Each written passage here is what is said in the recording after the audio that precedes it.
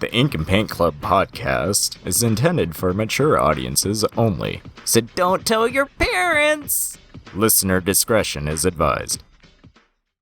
Okay, cool. So I'm going to hit record on my Audacity now. So now we're recording. I'm also recording now. All right, cool. Isn't that fun? Kyle, is your Audacity rolling? Yep. All right, cool. All Hooray! Go ahead and take it away, JD, whenever you're ready. You're not the boss of me. Oh, please. Okay, since you asked so nicely. All right.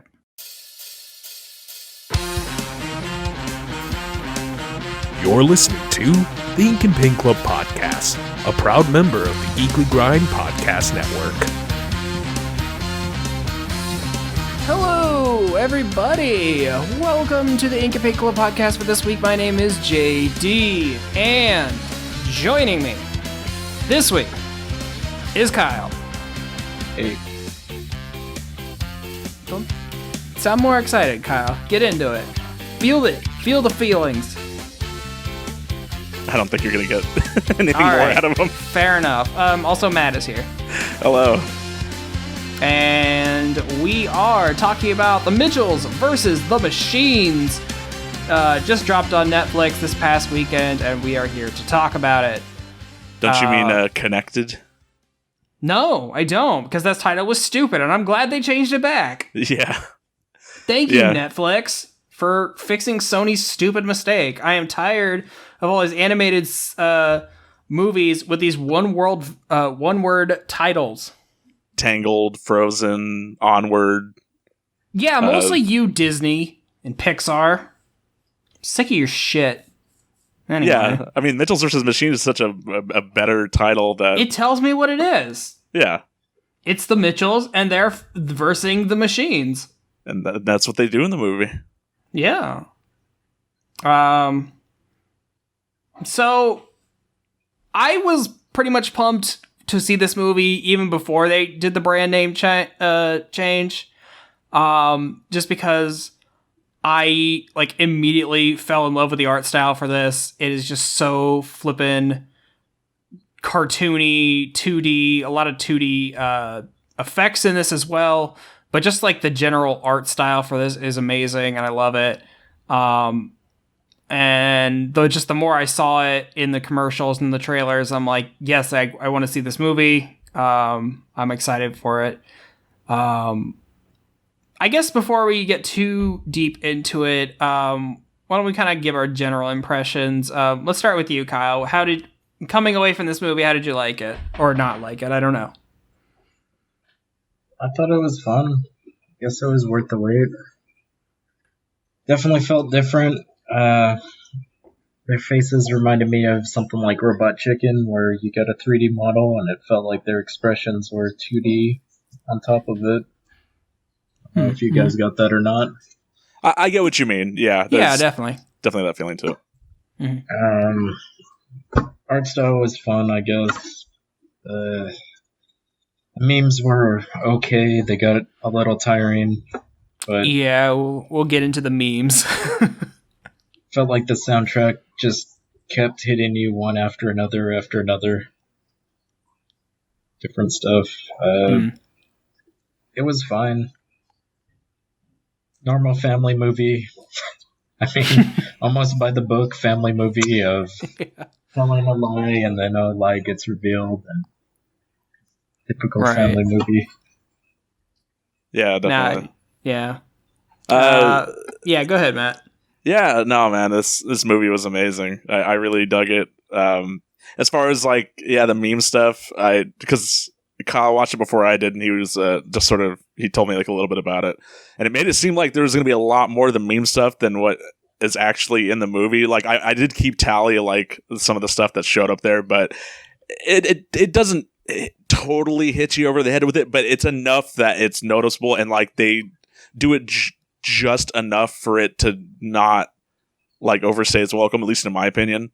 Because a lot of the movie has to do with the main character being into content creation, so there's a lot of sort of reliance on that. But it's not nearly as abhorrent in that as it could have been. But the visual style is just, it's so fun to look at, just very cartoony. They're using that same tech that, they used for Into the Spider-Verse, and it's interesting to see like how that looks outside of that movie, to see how it gets applied to different styles and stuff, and it looks great here, and it's just really refreshing to see these two movies, this and Spider-Verse, coming out of Sony, because initially, when they were putting out shit like, the Emoji Movie, like, oof. And like, it's cool to see them actually seeming to, put in, the work to like put together like, quality products and stuff, instead of just sort of shoveling stuff out there, Right. So I'm kind of in between you guys here. I did like the movie. I thought it was really fun.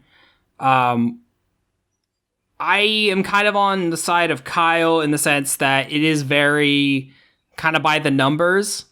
Like, there's a lot of times when Mel and I were watching this where I would just like out loud be like, okay, this is going to happen next, and then it happens. So it's a little predictable in a lot of senses. But man, the style of this movie is what kept me invested. Definitely. You can have a by the book like plot as long as you can sort of back it up with an entertaining style or script or anything else, like of course it's like in this day and age, like every story's been done, so you've got to like just find ways to make it stand out. And I feel the style and the animation and everything like is strong enough to kind of make up for the fact that the plot is very basic. Sure, but so like the art style on this is great. I definitely kind of get what Kyle's meaning about like the expressions are too very 2D-esque. They've just gotten to I think we're finally getting to a point where we can kind of really merge 2D sensibilities with 3D animation. So just like they have very like everyone has almost like black dot irises in their eyes instead of just like those really overly detailed eyeballs that a lot of animated characters have nowadays. Just the eye shapes are a little weird. The characters' shapes are just a little off. And there's even, if you look close, you can almost see that the characters almost have an actual outline. Especially if you look around the clothing, sometimes the hair. I think they tried to add a very subtle outline to these characters to kind of push that 2D aesthetic. And like even like because the main character Katie, who is like this aspiring filmmaker, a lot of her mental outbursts or whatever you want to call them come across as like these 2D animations that are just kind of peppered over the film, or are kind of like whatever. I'm sure you've seen it in the trailer. Yeah. But I just like that blend of it. I like these character designs. The story not wholly... I feel like the beats of the story are not wholly original. I like the story that they were going with. Of just having this, like, family that is very technology obsessed, like, most people are nowadays, but the dad is very much an outdoorsy person, is not really big on technology. It's a very tried and true trope there. But to turn that on its head to literally the dad is trying to understand his teenage daughter while also trying to navigate them through the robot apocalypse. Yeah. So that's fun. I definitely agree. The memes got a little bit much for me at some points. This movie's meme humor is firmly rooted in like 2008. Yeah, and I'm imagining that's kind of like when the script for this is initially being like thrown around. Katie pulls out one of her films to show, and it's fucking playing the Neon Cat music in the background very subtly. And I'm like, God damn, I haven't thought about that in a minute. So yeah, as far as like the representation of memes in this movie, it's mostly the recognizable stuff is through the music, because any other memes, like, visual ones in the movie, they're all just sort of like in-universe ones. Mm-hmm. There's not really a lot of reference, like there's a lot of allusions to like, popular ones, but it's mostly, it's the music. So like, yeah, there's the Neon Cat music, like you mentioned. They had like the Kill Bill theme and the Kill Bill sirens in there as well. They sure did, and that one felt really out of place. Yeah, there was the Walk the Dinosaur showed up for a bit in there, which made sense because the little brother is obsessed with dinosaurs, so at least that thematically made sense. It's really funny that the director is voicing the little brother in this. Right, so that was something that I wanted to touch on, was the director, but I did want to also note that the other song that gets a fair play, or that gets a lot of play in this, is "Live Your Life," which is Rihanna, but it's based on a sample from the Numa Numa song. Yeah, Dragonos de... I can't remember the actual name. Weird Romanian word I can't pronounce. Yeah, but that song shows up a few different times in the movie. It sure does. Yeah, but at least it's inherently...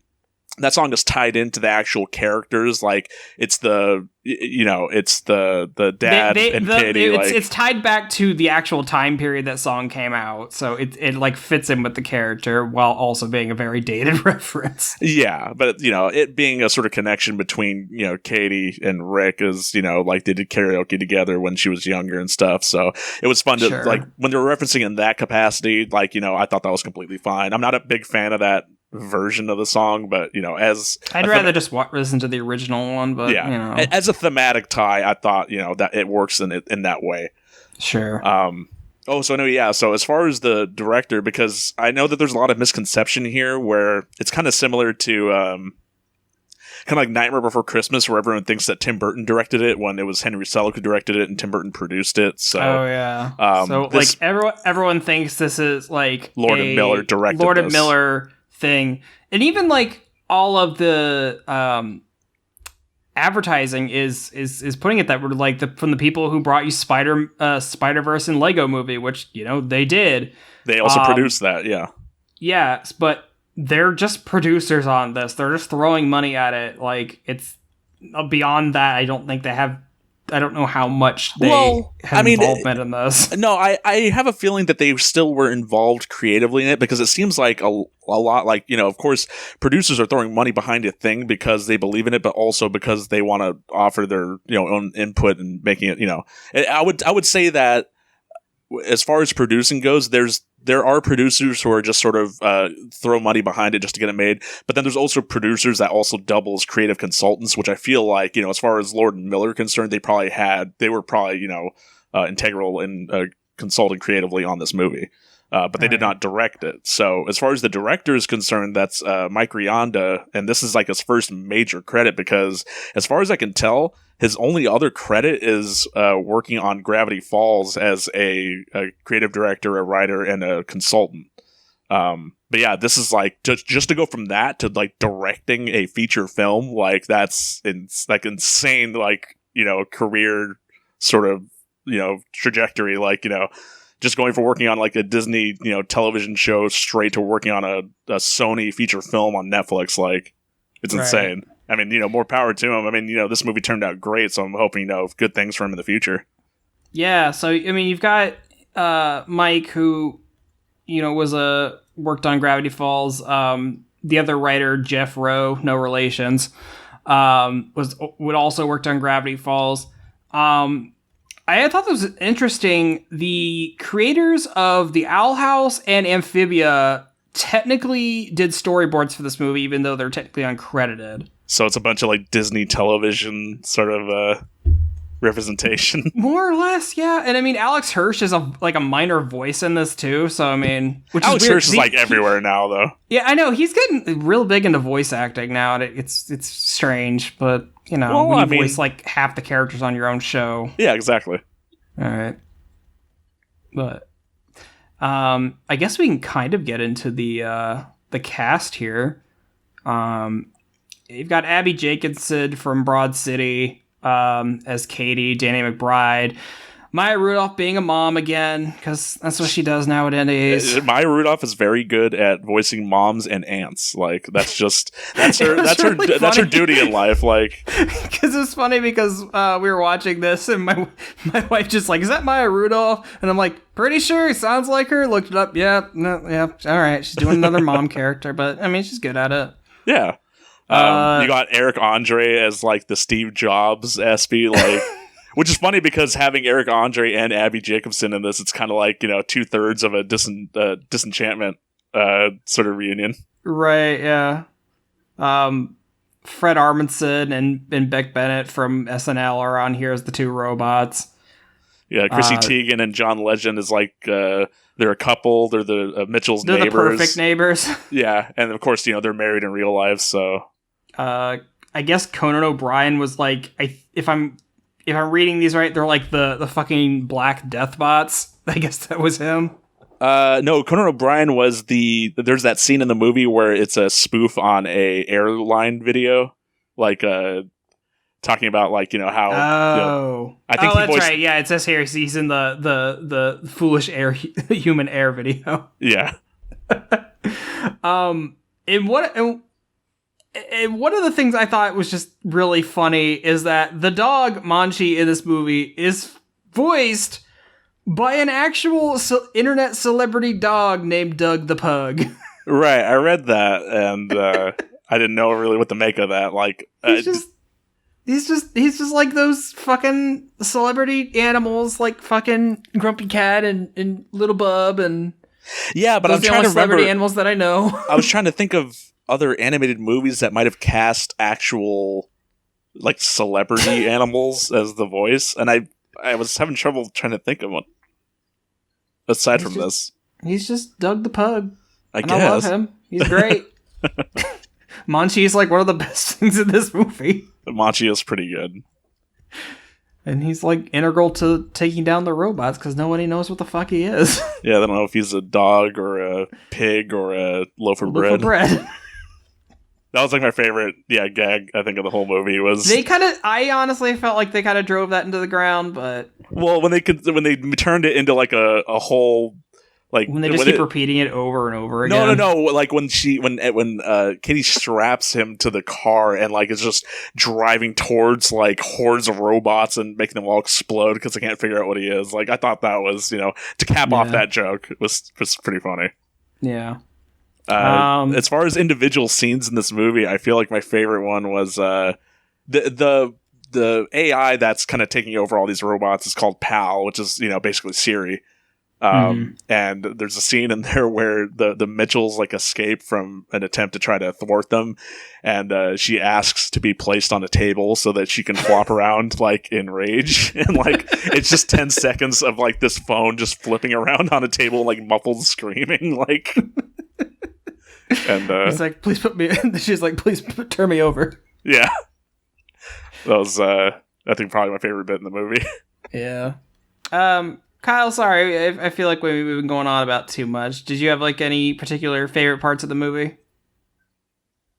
Not that I can remember, but I think that they didn't really touch down on the guy who kicked off the whole Eric Andre's character. They didn't really have a redeeming thing with him. They just kind of left him. Found that a little weird. Yeah. Yeah, because he like apologizes to the dad. He's like, "Sorry, I started the apocalypse," and that's pretty much all you get from him. Yep. That's it. Yeah, shit. I didn't really think about that until you mentioned it, but yeah. I guess he doesn't get any consequence for accidentally enslaving humanity or anything. Well, when the movie's just sort of focused around the Mitchells first and foremost, I can see why they wouldn't want to, waste. I would just appreciate maybe like a news story in the background on a TV just saying like, oh, he is going to jail for a long time. No, he's stepping down as the company leader. I don't know. Something. Yeah, something. It was funny. Just like to see. It was really reminding me of the Eric Andre show, like during his sort of keynote presentation on the robots and stuff, when he's just smashing stuff and throwing them around. Like, I was half expecting like a desk and like a chair to fly in, like from the sides of like the fucking stage. Man, just side note, the fucking intro to Eric Andre, like, on some level, just sets off my anxiety. Just like how he fucking trashes his set every time. Just him busting through the wall, just destroying everything on his set, and then it just resets in front of him. I do like that Eric Andre has been like making this jump into voice acting though, because aside from this, he's, of course, we mentioned he's Lucy in Disenchantment, and then I didn't watch it, but I know that he's in that live action Lion King remake, the CG one. Oh yeah, he's one of the hyenas, I think. I think so. That sounds about right. Which, if he's in that movie, it's not a fault of his that no one remembers it, because I think a lot of us try to forget that movie. Right. But yeah, despite some of the people involved in it. Yeah. It's just cool to see him, like, because, you know, everyone mostly just knows him from the Eric Andre show. To see him, like, actually, well, that's not true, because he also showed up a fair bit in Broad City, I believe, as well. I know, okay, I know Hannibal Buress was like a main character in that as well. Yeah, I've always wondered, like, I only really know Eric Andre from his Adult Swim show. Like was he like a stand-up before that, or was he on a show? But if you're saying he was on Broad City, then I mean, I guess that's where he came from. But well, I mean, you know, like he does stand-up as well. Oh, he does stand-up, and he's been in a couple movies too. Yeah, okay. I know he's still got a movie that's, I think, coming out or just came out. That's kind of like, I think it's produced by a lot of the same people that did the Jackass movies, where it's like half, or it's like, you know, 1/4 scripted movie, and then the 3/4 is like, it's all just like pranks and stuff. Yeah, I was about to say, like, at what point, like, I know Adult Swim is basically written off doing theatrical films after Aqua Teen bombed so hard. But just, like, when are they just gonna say, fuck it, we're gonna give Eric Andre a bunch of money to make a stupid hour-and-a-half movie? Or do like a special or something, like, yeah, I don't know. I feel like now now that, like, Adult Swim and Cartoon Network are so, like, tied in with HBO Max, I feel like there's definitely room on that network for, like, something like that for him. Yeah. I still gotta watch the new season, though. It's the bits that I've seen of it look hilarious. I've only watched, like, maybe 3 episodes of that show. It's probably... It was on Hulu or whatever, and I just put out a few episodes, like, this show is a little intense sometimes. Yeah, no, I don't think you're meant to watch, like, a ton of it all in one go. Like... It's not anywhere the same thing, but the Eric Andre show is, in the sense, the same as Beavis and Butthead for me, where I can only watch a few episodes at a time. Sure. Otherwise, it does something to me mentally. I feel that same way about Always Sunny in Philadelphia. Oh, yeah. I can't watch too much of that in one go either. I think because the character's, like, so despicable. Like, you can only take so much horribleness in one sitting. Yeah.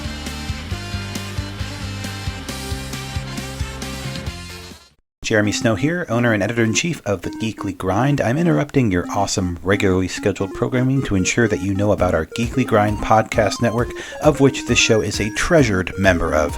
If you haven't had a chance to check out our site, you can do so at www.thegeeklygrind.com, and while you're there, check out the other members of our steadily growing podcast family, including the anime-centric Blake and Spencer Get Jumped, discovering new heroes and comic book keepers with Chris and Lance, exploring the vast universe of geekdom with Geeksploration, or of course appreciating animation's finer details with the Ink and Paint Club.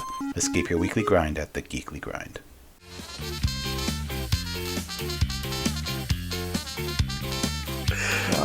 Anyway, yeah, so back on Mitchells versus the Machines. There's I wanted to make note to mention that the credits are great, because there's in addition to their, you know, the whole credits being, you know, outlined on the sides by, you know, graphics and, you know, stickers and that sort of thing, at the very beginning of and throughout, there is family photos and, like, photos of children and stuff of the people that worked on the movie. Yeah, I thought that was kind of nice. Fun. I like that. Yeah, I think they did, like, at the end, they had a bunch of, images of the family. Oh, or maybe, I know Coco did that at the end. Oh, did it? I don't remember that. Yeah, because like Coco is a very family or like a very about family ties in that movie, and at the end of it, they showed like a bunch. They had like a big collage of like all the crew's families, which was kind of nice because they had it like set up like in these kind of like what am I thinking about? I don't know. It doesn't matter. It was nice anyway. Yeah, that's weird. No, just because I rewatched Coco like a couple months ago, and I guess we didn't stick around for the credits just because I didn't remember that. So Mel and I have gotten to a habit where I think Marvel may have gotten us into the habit, but it's mostly just because we like, all these people did a thing. We should at least sit through the thing they did. No, I mean, yeah, don't get me wrong. I do sit through the credits. It was just like, I'd seen Coco already. I've sat through the credits, the first time, but it's like on subsequent viewings, probably, also because I was at it was over Discord. We were watching it with some friends, and I think we just moved on to playing Jackbox like right after or something. So I don't think we were sticking around for the whole credits for that. Well. Anyway. Yeah. There's also, worth mentioning because it's it's a Sony movie, so there's always like little bits of product placement here and there. Everything in this movie is Sony branded. Well, no, I mean they have references to like real like brands in here that aren't Sony either. Like they got like some restaurants that are like just straight up like it was like A&W, and it was in the Waffle House. Waffle House, that's what it was. Yeah, Shasta. It was Shasta machine. There's like and of course a big part of the movie is like that whole sequence in the mall, which is I think like I think it was my favorite part of the movie where they're fighting against all the appliances and stuff. But yeah, there's a part in that where there's just like thousands of Furbies and then like a giant fucking Furby that like is just menacing them. Okay, I don't know if you both obviously Matt, you don't feel the same. Kyle, I don't know about you. The Furby thing took me completely out of the movie. Really? I did not like the Furbies. Would you have been fine with it if it were something like a Furby, or is that specifically because it's a recognizable brand being a Furby? I think it's because it's such a recognizable thing. It just like this feels like it felt very blatant product placement. It didn't seem like a natural like how the restaurants or whatever things are in the background of shots. This felt like when she holds up her camera and it says Sony really big on it, and they're playing Rihanna music and everything, you draw the line at Furby. I don't know what it is. It's just that like the fact that her headphones are Sony, her camera is Sony, that's fine. That they're drinking Shasta at a fucking party. I don't know. For whatever reason, that stuff doesn't bother me because it feels very naturally integrated into the world, at least for me. But when they're like, go into a toy store and they're like, what is that noise? And it's a wall of Furbies. I'm like, okay. And that like becomes the center point of the mall fight. And then this giant, like, 2-story Furby, and even Katie's like, who would make that? Because like this shouldn't exist in the first place. It just like feels like they're blatantly bringing attention to it for a good 5 minutes. Hey, remember Furbies? Like they're you can get a Furby nowadays. They brought them back, but I don't know. It was weird for me. Well, that's the kind of shit that they have at like Mall of America, where people take it as a tourist destination, so they make big stuff like that. And it's I mean, yeah, I guess you're right. I have actually been to the Mall of America. Was that supposed to be the Mall of America, or was it something different? I imagine it's styled after that. Okay. I thought it was definitely styled after, but because they've thrown around some other names in here and logos, like I wasn't sure if I just missed that or anything. I assume it was supposed to be Mall of America, but I'm pretty sure Mall of America is copyrighted, and they probably just couldn't get the rights to it. Sure. JD, did you own a Furby? I did not. Are you just speaking out of hurt because you never owned a Furby? I never wanted a Furby. I thought they were terrifying. Kyle, did you ever own a Furby? I sure did.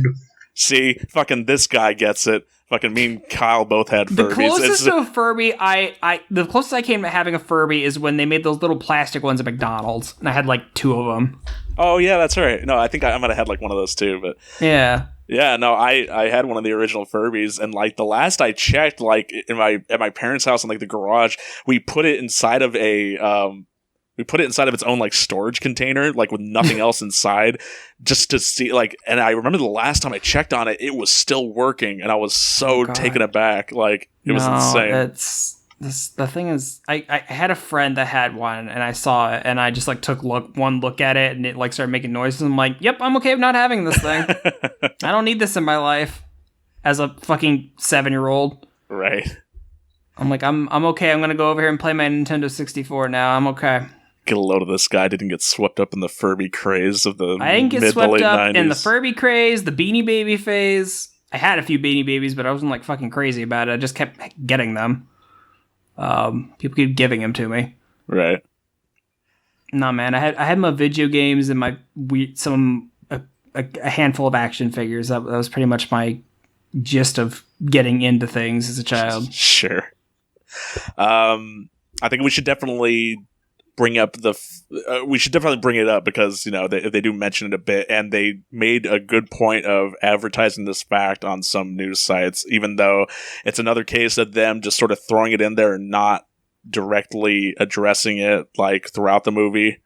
Katie, the main character, is gay, and there's a bit of a mention like in the post, like, you know, it's a post-credit thing where her mom asks if so-and-so is going to come to visit or something. I didn't even catch the name of her girlfriend. It was Jade, or something like that. Because I know that something like that. Like, it was such a... Her screen name was like, it was Jade Runner. That's the only reason I remember that, because it's like Blade Runner. Yeah, so like, it was such a nothing thing that I didn't, like, I barely even caught it, like, as a thing. It only registered to me where, like, you know, where Katie's basically like, she and I have only been going out for like 3 weeks. Yeah. Well, and so the mom asks, you know, if they're an item, and then, you know, Katie throughout the movie is wearing like, you know, a pin with like, you know, the rainbow, you know, on it. So I didn't even notice that. Yeah, no, it's like on her left, like I guess backpack strap or whatever jacket. But I don't know. I feel like it's another one of those things where it's cool that there is some representation, but they could absolutely do more. But look, I get it, because they have to sell the movies to like other countries and territories and stuff, and they can't make it too. They have to make it just blatant, or like, you know, noticeable enough that they can cut it out of the films like in other territories and stuff, which is unfortunate, you know, for what it is. But I think the way they did it in this movie is perfectly fine. It is subtle. It's not made a big deal about, and I think that's the way we need to do it. What my problem is these news sites that is the one thing from this movie. This throwaway line is what they latched onto. Is like, this is the movie now. We have to bring attention to this. And I'm like, no, I'm pretty sure the people who that line is for, they noticed. I'm sure they're great. They're grateful that representation is there, and I'm happy, and I'm glad it's there too. I just don't understand why every time this happens in an animated movie, and it's been happening more and more now, or even and that's great. In a non-animated movie. I was trying to remember, like the last time there was a big deal made about it was when they did the live action Beauty and the Beast, and they were talking about little Fu is gay now. Like, who fuck cares? Oh yeah, it's just like, yeah. This is the thing. The whole sexuality thing, whatever, it's great that there's representation, whatever, but it adds absolutely nothing to the movie at all. And the only one whose sexuality actually matters is the mom and dad, because they had kids. Like, I think it's, like, it adds a little bit something to Katie's character that she is gay and, like, that her parents are cool with it. I think to a lot of people that probably means something, not to me personally, but to somebody. Because the whole theme of the movie being that, you know, it was Katie trying to find her people and, like, you know, people that understand her and stuff, and how her parents or her dad doesn't understand her stuff. Of course, this is all like, you know, subtextual stuff that can be read into as being sort of a stand-in for that sort of thing. Yeah, you know, obviously not within the context of the film. It's not how it's presented, but, you know, it can be read into that fashion. The whole fucking movie is a family-oriented movie. It's not really the whole fact that it's made for families. It's just the fact that it's about the Mitchells, so her sexuality doesn't fucking matter. in the movie. Well, in yeah. the grand scheme of things. No, I And know. Kyle, I'm actually kind of in agreement with you in the sense that like they could have that line there, and it doesn't matter to the grand scheme of things. That's why I don't like that these news organizations have to latch onto it, and make a big spectacle of it, because it's like, no, just make it. It's a throwaway thing. It is a normal thing. It's just part of her. It's a little fleshing out of her character a little bit, but it does not have a bearing on the rest of the movie. So I don't understand why these people need to write all these articles about like, oh, well, this character is just like, in this, I just. It's a very simple thing to get. I mean, they're putting in the bare minimum to get, points for I understand representation. that it's just there for clickbait. I just want to live in a world where, those kind of characters and those kind of lines can be thrown into movies and no one like bats an eye at it. It's like, okay, whatever. That's just a normal thing. Yeah. Well, I mean, that's the world I want to live in. Hopefully we'll get there one day, but I hope so. We're not there yet. People, you disappoint me. Anyway. Yeah. As far as the rest of the movie goes, I still really enjoyed it. It's a great movie. It's definitely like one of my top movies of the year so far. I will say this movie's a little long. Yeah, it's like something like an hour 50 or something. It is almost 2 hours long.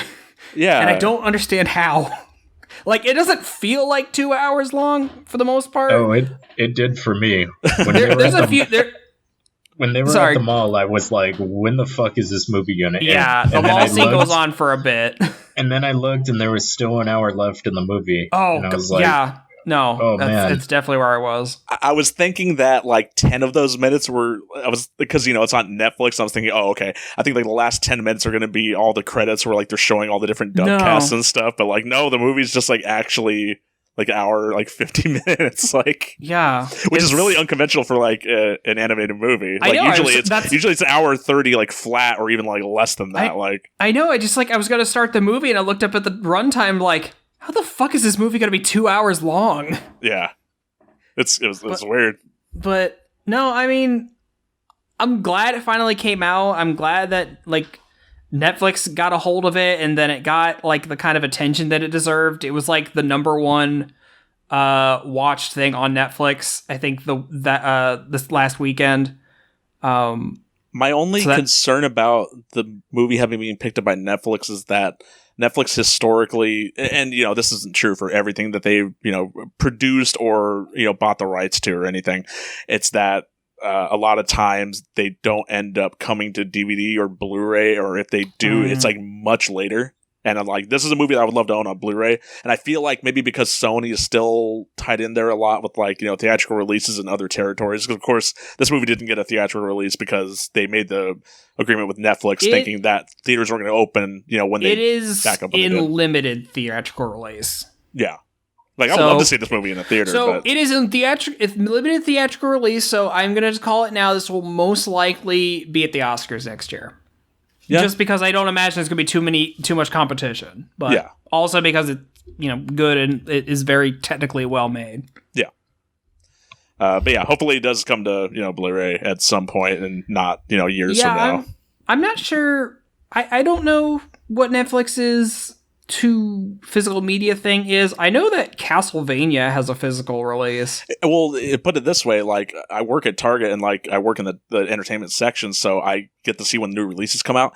And it was only like in the last like month, I think, that what's the movie called? It's like The Little Prince, that stop motion movie. Oh yeah. That just came out on DVD. Oh wow. Yeah, that came out a couple years ago. Yeah, so it took them quite a while, and I don't even know if they put it on Blu-ray. I think it might just be DVD. I could be wrong, but still. Who doesn't put things on Blu-ray these days? Come on, guys. Yeah, well, it's still there's a huge install base for DVD. I get it still, even though now we're on to fucking putting out things on 4K Blu-ray, and I think everyone now owns a Blu-ray. The same amount of people that own a DVD. So I got a PS4. It plays Blu-rays. Yeah. I don't need a dedicated thing for physical media. But anyway, yeah, the point here being, don't wait for this movie to come out on DVD or Blu-ray because you could be waiting quite a while. If you can see this somewhere where it's in limited theatrical release, go see it. Otherwise, it is on Netflix and or if it you're can be watched there. If you were one of the 9 in 10 Americans that has Netflix, just turn your TV on and tell it to play this movie. Like, I'm sure your smart TV knows how to do that somehow. Yeah. We watched this like on Saturday, and I pulled up the fucking TV and whatever media thing on the PlayStation, and it was in the preview line for the Netflix section. So I mean, it's not like the services aren't trying to tell you to go watch it too. So well, unless the machines are rebelling and they take over and they make it so you can't watch the movie. Yeah, they might. The machines will eventually get us all. No, yeah. I, for one, welcome our robot overlords. Look, all I'm saying is that if in my lifetime they say, hey, you could be immortal, but we need to put your brain in a robot. And I'm like, done, do it. Yeah, reject the flesh, embrace immortality. Hell yeah. I want to be a cyborg. That'd be badass. Well, Kyle, do you have any closing thoughts? Sure don't. Yeah, nothing at all. I think I'm good over here as well. I think we said everything that needed to be said. Go check out the movie. It's a fun watch. It looks great. It's fun for the whole family. Yeah. Good shit, everybody.